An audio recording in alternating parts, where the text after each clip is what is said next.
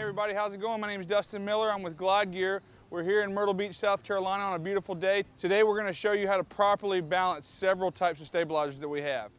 The DNA 5050 is a dynamic tool perfect for any run and gun shoot or independent film or feature-length film. Before we get started, what you need to do is you need to loosen these spring screws here, these silver screws. There's 4 of them.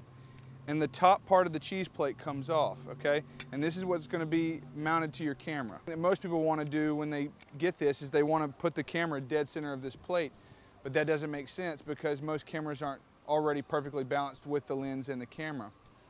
Most DSLR cameras with lens and body are generally around 3 pounds, with a lot of the front side weight being allocated for a zoom lens. We typically recommend for the camera and the lens setup to be further back on the cheese plate towards the center and the back of the cheese plate. So the camera and the lens that I currently have on this cheese plate is a Nikon D5200 and a Sigma 17-70 lens. The combined weight is about 2.9 pounds, and the center of gravity forces me to put the camera slightly to the back with the 1/4-20 screw being positioned at the second to last row at the bottom on the right side.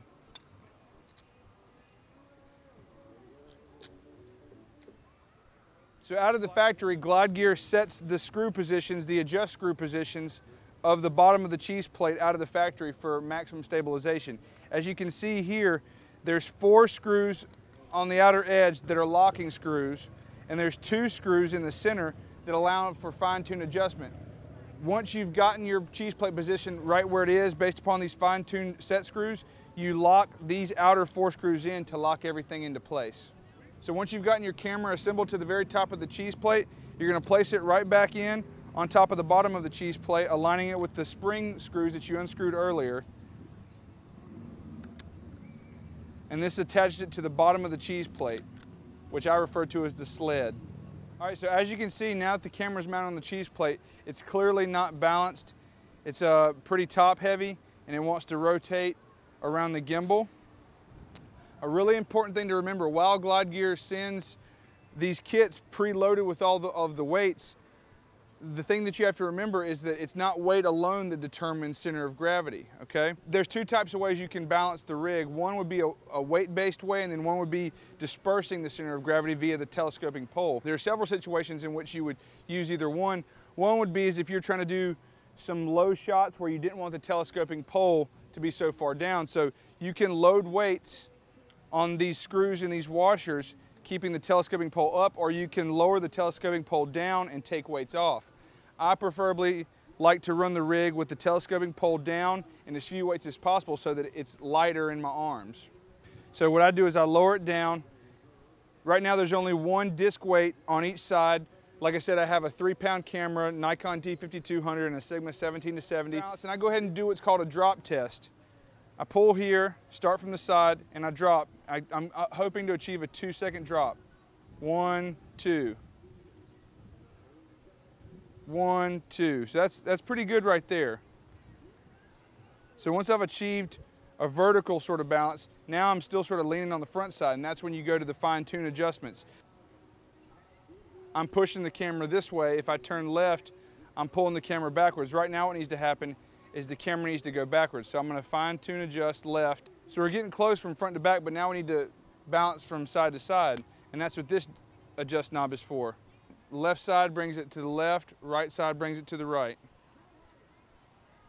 I do 2 tests. I do the drop test, 1, 2. It's still a little bottom heavy, I think, so what I'm going to do is I'm going to raise up the telescoping pole. Now the other test I do is I do what's called the spin test. And see how it's spinning fairly evenly from the top and the bottom. It's not spinning out of axis. So I've done the spin test, I've done the drop test, and now we're ready to go. Again, remember, cheese plate, gimbal, telescoping pole. I personally like to run with as few weights on as possible to make the rig lighter in my arms, so I really rely upon the telescoping pole to shift my center of gravity. So once you've made all your fine adjustments, you lock down 4 outer screws. The good news is that after you do this once and you get it done right, it's pretty much placement, memory placement of the camera next time you want to shoot. What a lot of shooters do and what we recommend is getting a quick release adapter to mount to the cheese plate, so then you can just remove the camera from the cheese plate, leaving the position of the camera in place every single time. Another thing you can do is you can actually mark your positions for your telescoping pole. It's easy to remember how many weights you have on it, so that way it's muscle memory at that point. Every time you want to shoot, you come right back to your same setup.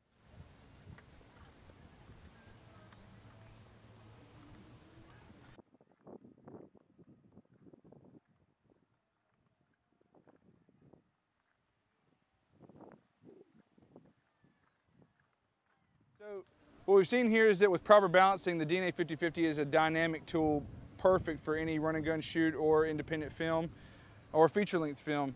A couple things to note here is that I have a flip-out screen, which I found very handy and helpful for being able to get down shots or up shots, but you have to take that into consideration when you put the camera on your cheese plate. So that's why I put mine further to the right to compensate for this weight distribution with this screen.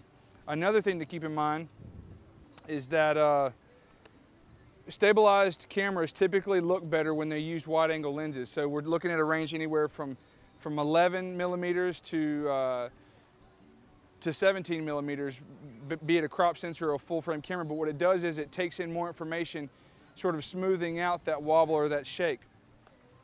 So what typically happens with the DNA 5050 is it's really, really good for real quick shoots. And if you have really good arm strength, you could just use this, but after a while, for long shoots or extended periods of use, your arm gets really, really tired, and you've built up a muscle memory for a certain arm. And that's why we came up with the DNA 6001 vest and arm rig, which is an extension of your body holding the DNA 5050. So as we've seen my buddy Romeo here, we've applied the DNA 6001 vest firmly secured to his hips and his chest. We've positioned the pull pin to be around his waist. Here comes the arm part. So the arm is attached with two metal pins, and these metal pins insert right here onto the bottom of the vest rig, into the holes. Once they slide in, there's a brass screw that sets in there to lock it in place, and now you're ready to apply the DNA 5050 onto this pin right here. Points to remember here about attaching the arm. If you are right-handed, you want to put the arm on the left side of the vest. If you're left-handed, vice versa on the right side. The vest is applied, the arm is in the locked position. We apply the DNA 5050 to the silver post. And what this allows the shooter to do is take all of the arm weight and apply it throughout his whole entire body. There's a couple tips or techniques here. My buddy Romeo has actually never ever used one of these, and so it's going to be a really good test of what's going to happen today. So the proper way to hold one is to apply your opposite hand on the pole, fingertips preferably, and your other hand underneath the gimbal as a pan adjust. Again, fingertips are key as to not to disturb the stabilization rig. Right here are two adjust screws to adjust the tension of the spring arm. So if you have a heavier camera, you can slack the springs to allow for a little bit more give. It's really a fine-tune adjust for your preferences.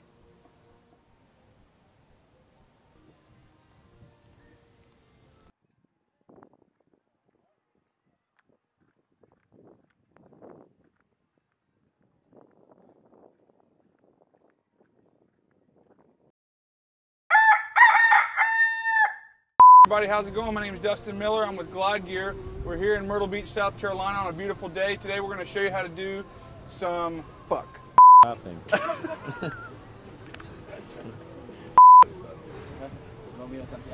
Okay. I'm having a brain fart right now. First, lower the telescoping. Shit. The goal is here so you can actually. Right now what I'm doing is what I'm wanting to do. Zoom lenses tend to be a ran Romeo Santiago. He's going to be my You can't do that. Come on, dude. All right, ready?